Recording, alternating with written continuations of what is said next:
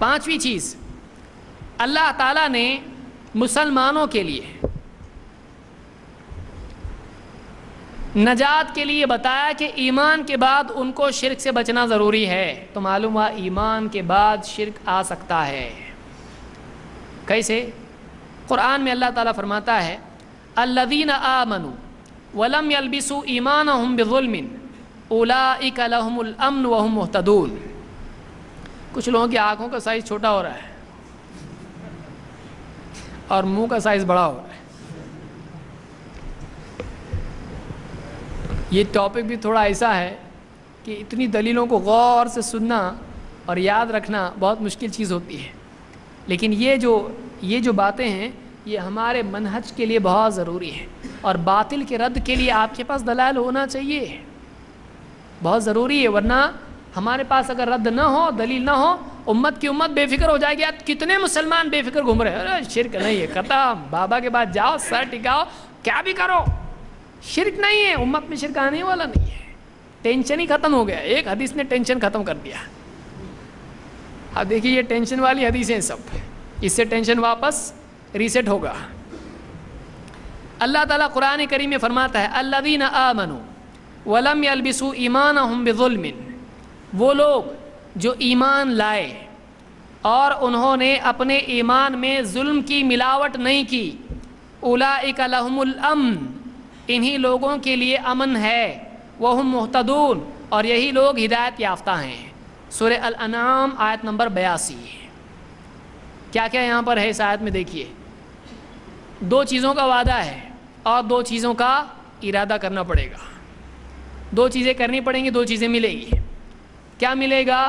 امن ملے گا، اللہ کی طرف سے عذاب نہیں، دنیا میں بھی نہیں، آخرت میں بھی نہیں. عذاب نہیں چاہیے، امن چاہیے، ملے گا. اور ہدایت یافتہ ہونے کا لیبل کہ یہ ہدایت یافتہ ہے، اللہ کی طرف سے اس پر سکہ لگ جائے کہ یہ ہدایت یافتہ ہے. کسی کو چاہیے کیا کرنا پڑے گا؟ 2 کام کرنے پڑیں گے. نمبر 1 ایمان لانا، الذین آمنوا، کام ختم نہیں، دوسرا کام باقی ہے. 2 ولم یلبسوا ایمانہم بظلم، اور اپنے ایمان میں ظلم کی ملاوٹ نہیں کی.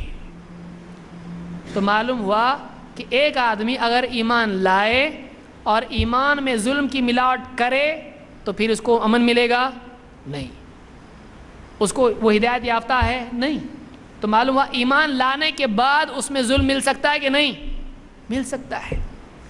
جس کے مل گیا وہ کام سے گیا، لیکن جس نے اپنے ایمان میں ظلم کو ملنے نہیں دیا وہ بچے گا. تو آپ بولیں گے یہ ظلم کیسے ملے گا ایمان میں؟ ظلم تو پٹائی سے ہوتا ہے.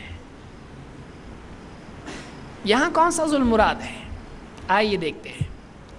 عبداللہ ابن مسعود رضی اللہ عنہ فرماتے ہیں لما نزلت هذه الآیہ، جب یہ آیت نازل ہوئی، کون سی جو میں نے پڑھی، الذین آمنوا ولم یلبسوا ایمانہم بظلم، جو لوگ ایمان لائے اور اپنے ایمان میں ظلم کو نہیں ملایا، شق ذلک علی اصحاب النبی صلی اللہ علیہ وسلم، تو یہ آیت صحابہ پر بہت بھاری ہوئی، بہت ٹینشن ہو گیا ان لوگوں کو. تو ظلم کچھ نہ کچھ تو ہر ایک سے ہو جاتا ہے، تو امن سے ہی محروم، ہدایت سے ہی محروم. ایمان کے بعد ظلم آ گیا زندگی میں، تھوڑا بھی ظلم کسی پہ کر دیا، امن اور ہدایت سے محروم ہو گیا آدمی. یہ بہت ٹینشن کی چیز ہے.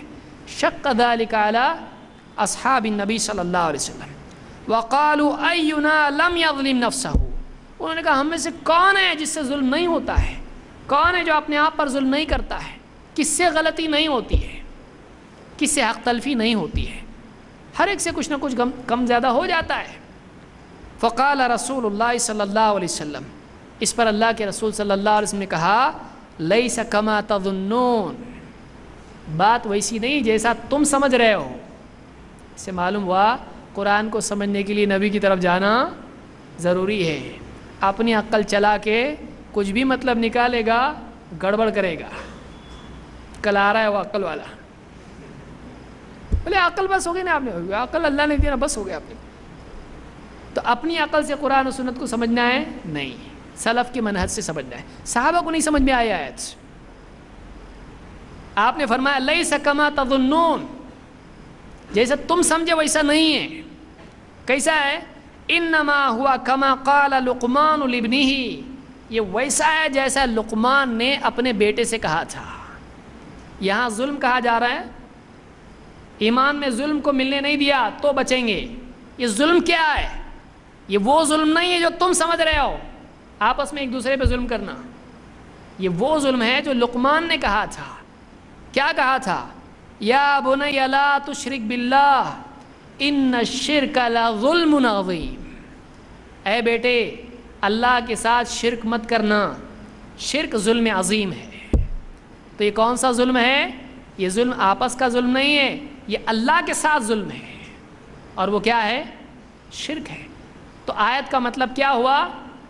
وہ لوگ جو ایمان لائے اور اپنے ایمان میں ظلم کو یعنی شرک کو ملنے نہیں دیا، ان کے لیے کیا ہے؟ امن ہے، اور یہ ہدایت یافتہ ہے۔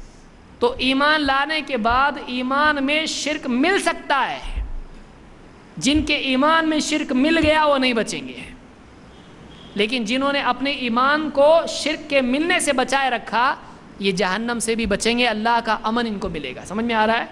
تو قرآن کی آیت تو یہ بتا رہی ہے کہ شرک کا دروازہ کھلا ہوا ہے، ایمان لا کے بھی ایک انسان شرک میں پڑ سکتا ہے۔